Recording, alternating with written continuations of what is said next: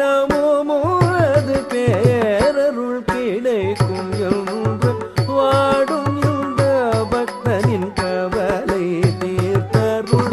தினமும் அது பேரருள் கிடைக்கும் என்று வாடும் இந்த பக்தனின் கவலை தீர்த்தருள்.